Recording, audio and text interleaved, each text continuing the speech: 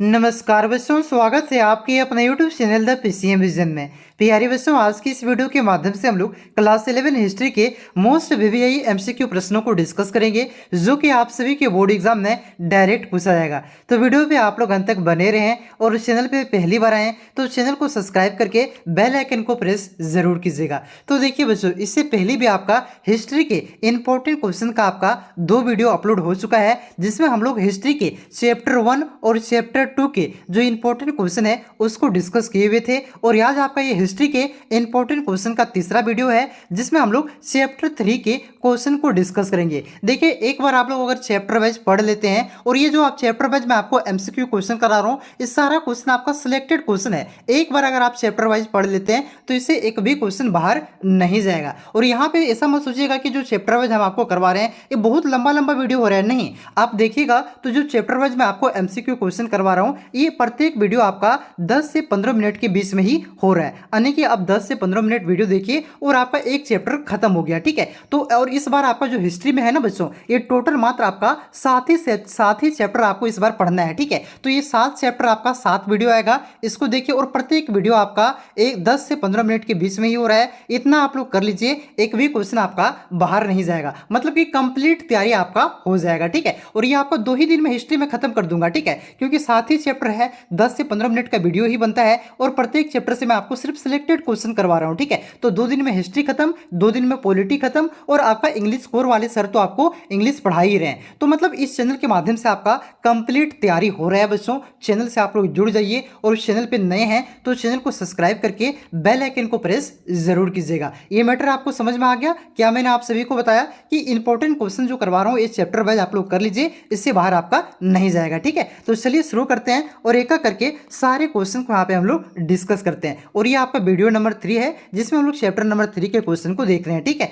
तो देखिए, पहला क्वेश्चन आपका क्या है कि आयावार शब्द का अर्थ है। तो आयावार शब्द का अर्थ होता है घुमक्कड़। ऑप्शन नंबर सी इसका करेक्ट आंसर होगा घुमक्कड़। उसके बाद देखिए, अगला क्वेश्चन आपका क्या है बच्चों कि मंगोलों ने किसके नेतृत्व में अपने पारस्परिक सामाजिक व राजनीतिक रीति रिवाजों को रूपांतरित कर एक भयानक सैनिक तंत्र तथा शासन संचालन की प्रभावी पद्धतियों का सूत्रपात किया? तो किसके नेतृत्व में क्या था? तो ये आपका चंगेज खान के नेतृत्व में। ऑप्शन नंबर डी इसका करेक्ट आंसर होगा चंगेज खान। उसके बाद देखिए, अगला क्वेश्चन आपका क्या है कि निम्न में से किस इतिहासकार ने मंगोलों का गोपनीय इतिहास लिखा था? तो ये इतिहासकार कौन थे? तो ये आपका इगोर दे रेखेविट्स थे। ऑप्शन नंबर 20 का करेक्ट आंसर होगा। उसके बाद देखिए, अगला क्वेश्चन आपका क्या है कि निम्न में से किस वर्ष चंगेज खान को मंगोलों का सार्वभौम शासक घोषित किया गया था? यानी कि मंगोलों का शासक चंगेज खान कब बना था? तो ये आपका 1206 ईस्वी में बना था। ऑप्शन नंबर ये इसका करेक्ट आंसर होगा 1206 ईस्वी।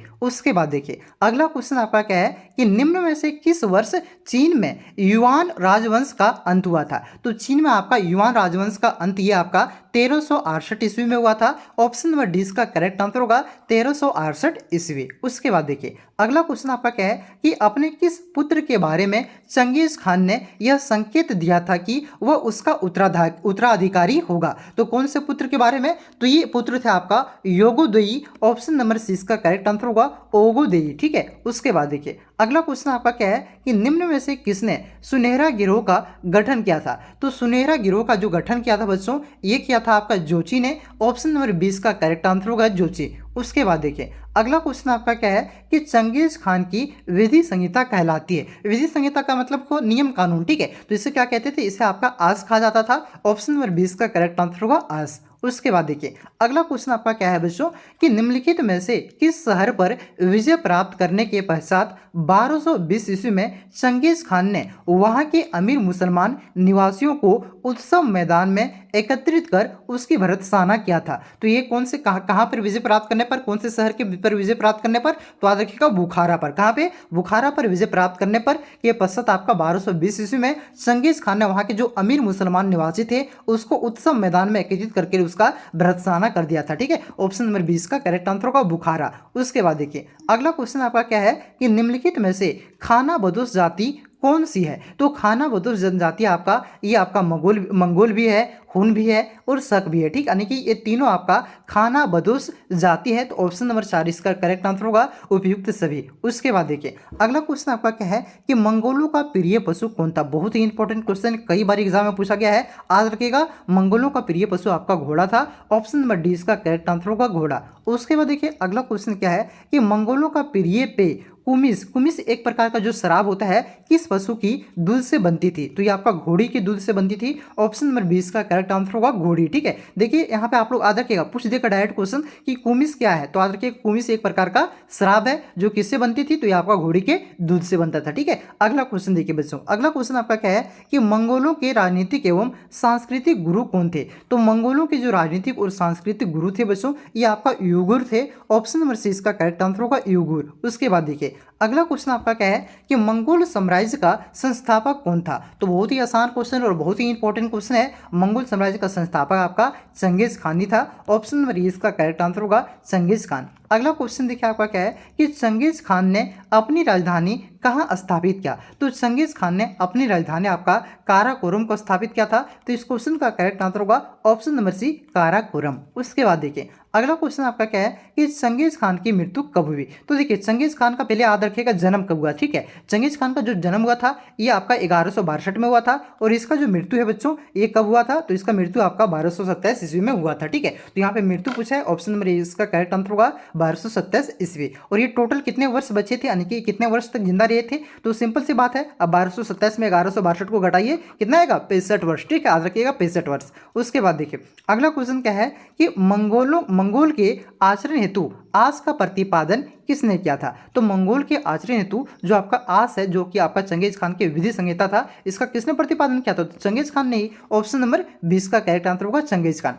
अगला क्वेश्चन देखिए आपका क्या है कि चंगेज खान का जन्म कब हुआ था? तो चंगेज खान का जन्म कब हुआ था? अभी कुछ देर पहले मैंने बताया आपको 1162 ईस्वी में, ठीक है। ऑप्शन नंबर ए इसका करेक्ट आंसर होगा 1162 ईस्वी। अगला क्वेश्चन देखिए आपका क्या है कि चंगेज खान का प्रारंभिक नाम क्या था? तो चंगेज खान का प्रारंभिक नाम आपका तेमुजिन था। ऑप्शन नंबर 20 का करेक्ट आंसर होगा तेमुजिन। उसके बाद देखिए अगला क्वेश्चन आपका क्या है कि चंगेज खान के पिता किस कबीले के मुखिया थे? तो याद रखिएगा चंगेज खान के जो पिता थे बच्चों ये आपका कियात कबीले के मुखिया थे। ऑप्शन नंबर 20 का करेक्ट आंसर होगा कियात। उसके बाद देखिए अगला क्वेश्चन आपका क्या है कि चंगेज खान मंगोलिया का शासक कब बना? तो वही क्वेश्चन है, थोड़ा सा यहाँ पे शॉर्ट में है। तो चंगेज खान मंगोलिया का शासक कब बना था? 1206 ईस्वी में, ठीक है। ऑप्शन नंबर 20 का करेक्ट आंसर होगा 1206 ईस्वी।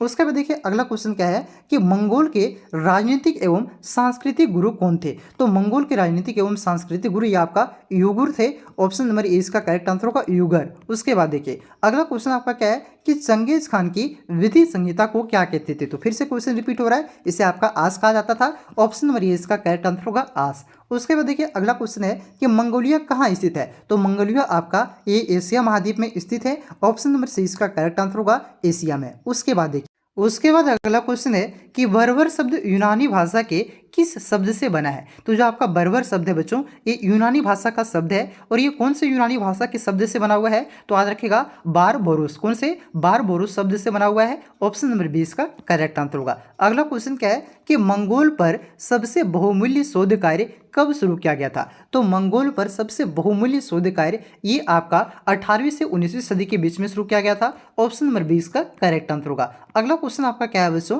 कि मंगोल के स्टेपी क्षेत्र के दक्षिणी हिस्से में कौन सा मरुस्थल है, यानी कि कौन सा रेगिस्तान है दक्षिणी हिस्से में? तो ये आपका गोबी रेगिस्तान है, ठीक है। ऑप्शन नंबर 20 का करेक्ट आंसर होगा गोबी। उसके बाद देखिए अगला क्वेश्चन आपका क्या है बच्चों कि चंगेज खान की माँ का नाम क्या था? तो चंगेज खान की जो माँ की नाम थी बच्चों ये था आपका ओलुन ईके। क्या था? ओलुन ईके था। ऑप्शन नंबर 20 का करेक्ट आंसर होगा ओलुन ईके। अगला क्वेश्चन देखिए आपका क्या है कि किस मंगोल शासक ने धर्म परिवर्तन कर इस्लाम स्वीकार कर लिया? तो ये कौन से मंगोल शासक थे? तो याद रखिएगा गजन खान। गजन खान ने ही अपना धर्म परिवर्तन करके आपका इस्लाम को स्वीकार किया था। ऑप्शन नंबर 20 का करेक्ट आंसर होगा। अगला क्वेश्चन क्या है कि मंगोल लोग चीन से क्या मंगाते थे? तो जो आपका मंगोल लोग है ये आपका चीन से कृषि उत्पादन को भी मंगाते थे और लोहे के उपकरण को भी मंगाते थे। ठीक है, तो इस क्वेश्चन का करेक्ट आंसर होगा ऑप्शन नंबर सी, उपरोक्त दोनों। उसके बाद देखिए अगला क्वेश्चन आपका क्या है कि ओलुन ईके कौन थी? तो ये आपका चंगेज खान की माँ थी। क्वेश्चन थोड़ा वही है,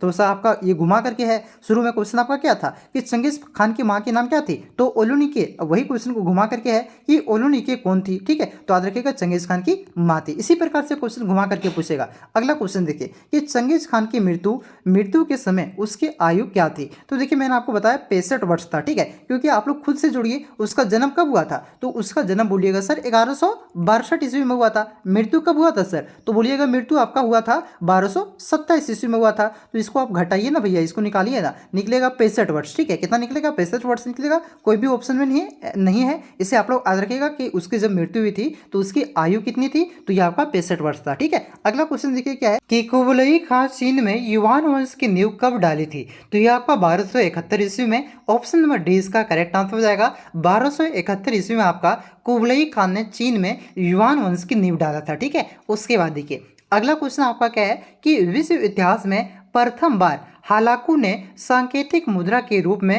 कागज का नोट कुबलई खां के काल में कब चलाया? तो ये कब चलाया था? तो ये आपका 1260 ईस्वी में। ऑप्शन नंबर ए इसका करेक्ट आंसर होगा 1260 ईस्वी। उसके बाद देखिए अगला क्वेश्चन आपका क्या है कि निम्न में से किस वर्ष में युवान राजवंश का अंत हुआ था? तो ये क्वेश्चन आपका रिपीट हो रहा है। कौन से वर्ष हुआ था? तो ये आपका 1368 ईस्वी में। ऑप्शन नंबर डी इसका करेक्ट आंसर होगा। अगला क्वेश्चन देखिए क्या है कि चंगेज खान का प्रारंभिक नाम क्या था? तो ये भी क्वेश्चन आपका रिपीट हो रहा है। क्या चंगेज खान का प्रारंभिक नाम था? तो याद रखिएगा तिमुजिन था। क्या था? तिमुजिन था। ऑप्शन नंबर ए इसका करेक्ट आंसर होगा। अगला क्वेश्चन आपका क्या है कि चंगेज खान के पुत्र योगोदेई के बाद कौन कागान यानी कि सम्राट बना था? तो चंगेज खान के पुत्र जो था आपका योगोदेई, इसके बाद कौन सम्राट बना था? तो ये बना था आपका मंगू खां। ऑप्शन नंबर ए इसका करेक्ट आंसर होगा मंगू खान। उसके बाद देखिए अगला क्वेश्चन आपका क्या है कि निम्नलिखित में से किस शासक ने तिब्बत के बौद्ध धर्म के ग्रंथों आपका कांगयूर और आपका तंगयूर को लिखवाया था? तो किसने लिखवाया था? तो ये आपका कुबलई खान ने ही लिखवाया था। ऑप्शन नंबर बी इसका करेक्ट आंसर होगा। अगला क्वेश्चन क्या है कि मार्को पोलो कहाँ का रहने वाला था? तो ये आपका इटली का रहने वाला था, जिन्होंने आपका चीन की यात्रा किया था। ठीक है, ऑप्शन नंबर ए इसका करेक्ट आंसर होगा इटली। अगला क्वेश्चन क्या है कि मार्को पोलो किस मंगोल शासक के दरबार में चीन गया था? तो कौन से मंगोल शासक के दरबार में गया था? तो ये आपका कुबलई खां के ही दरबार में गया था। ऑप्शन नंबर डी इसका करेक्ट आंसर होगा कुबलई खान। उसके बाद देखिए अगला क्वेश्चन आपका क्या है बच्चों कि किस शासक ने उत्तराधिकार के चुनाव का निर्णय कुरीलताई, जिसे महापरिषद कहा जाता है, को सौंपा था? तो कुरीलताई यानी कि महापरिषद को आपका उत्तराधिकार के चुनाव का निर्णय आपका चंगेज खान ने ही सौंपा था। ऑप्शन नंबर ए इसका करेक्ट आंसर होगा चंगेज खान। उसके बाद देखिए अगला क्वेश्चन आपका क्या है कि कुबलई खान मार्को पोलो को किस प्रांत का गवर्नर बनाया था? तो कुबलई खान ने मार्को पोलो को आपका आंग चांग कौन से प्रांत का गवर्नर बनाया था? तो अगर याद रखिएगा आंग चांग प्रांत का गवर्नर बनाया था। ऑप्शन नंबर ए इसका करेक्ट आंसर होगा। ये सब आपका चाइनीज नाम है, इस वजह से इस तरह से है। ठीक है, चलिए अगला क्वेश्चन देखिए आपका क्या है कि कुबलई खान की मृत्यु के पश्चात मंगोल साम्राज्य कितने भागों में विभक्त हो गया था? तो यहाँ पे कितने होगा छूट गया। ठीक है, तो मंगोल साम्राज्य जो आपका बच्चों ये टोटल 7 भागों में विभक्त हो गया था कुबलई खां की मृत्यु के पश्चात। ऑप्शन नंबर ए इसका करेक्ट आंसर होगा। उसके बाद देखिए अगला क्वेश्चन आपका क्या है कि मंगोल वंश का अंत किसके द्वारा किया गया? तो मंगोल वंश का जो अंत है बच्चों ये आपका तैमूर लंग के द्वारा किया गया है। ऑप्शन नंबर 20 का करेक्ट आंसर होगा तैमूर लंग। उसके बाद अगला क्वेश्चन क्या है कि मंगोल साम्राज्य का अंत कब हुआ? तो मंगोल साम्राज्य का जो अंत है बच्चों ये 14वीं शताब्दी में हुआ था। यानी कि कब हुआ था? लगभग 1300 समथिंग में कुछ हुआ था 14वीं शताब्दी में। ऑप्शन नंबर सी इसका करेक्ट आंसर होगा 14वीं सदी में। ठीक है, तो यहाँ पे मैंने आपका 45 क्वेश्चन नहीं कर सकते, 5-6 क्वेश्चन बार बार रिपीट हुआ है। तो कम से कम मैंने आपका जो आपका तीसरा चैप्टर है इसका जो मोस्ट इंपॉर्टेंट क्वेश्चन था ये 40 क्वेश्चन आपको करवा दिया। तो वीडियो कितना बना लगभग देखे होंगे, आपका 12 से 15 मिनट का वीडियो बना। तो प्रत्येक चैप्टर का इसी तरह से मैंने आपको सभी सब्जेक्ट का, आपका इंग्लिश कोर हो, हिंदी इलेक्टिव हो, तो आपका हिस्ट्री हो, जियोग्राफी हो, पॉलिटी हो, सभी का मैं आपको प्रोवाइड करवा रहा हूँ। मतलब कि इस चैनल के माध्यम से आपका कंप्लीट तैयारी करवा रहा हूँ। अगर आपको और भी कोई सब्जेक्ट का चाहिए ठीक है तो आप लोग कमेंट करके जरूर बताइएगा। और हाँ प्यारे बच्चों चैनल पे पहली बार आए हैं तो प्लीज़ चैनल को सब्सक्राइब करके प्लीज़ थोड़ा सा सपोर्ट कीजिएगा। हम लोगों का जो सपना है 1 लाख परिवार बनाने का सपना है, ठीक है। तो 1 लाख जो आपका 100 केक बन जाएगा, बहुत ही जल्दी बन जाएगा। बस आप लोगों का सपोर्ट और प्यार बना रही है, ठीक है। आप लोग बस देखिए, ये पहला चैनल है आपका, मतलब कि एकमात्र चैनल है जो आपका क्लास 11 का कंप्लीट तैयारी आपको करवा रहा है। बाकी बस सब 10 12 में लगा हुआ है, ठीक है। मैं आपको समय निकाल करके क्लास 11 का कंप्लीट तैयारी करवा रहा हूँ, तो प्लीज़ आप लोग भी थोड़ा सा सपोर्ट कीजिएगा और ये जो 100 के का टारगेट है इसे जल्दी से जल्दी अचीव करने में हमारा मदद कीजिएगा, यानी कि सपोर्ट कीजिएगा, ठीक है बच्चों। तो चलिए मिलते हैं नेक्स्ट वीडियो में, तब तक के लिए जय हिंद, जय भारत, जोहार झारखंड।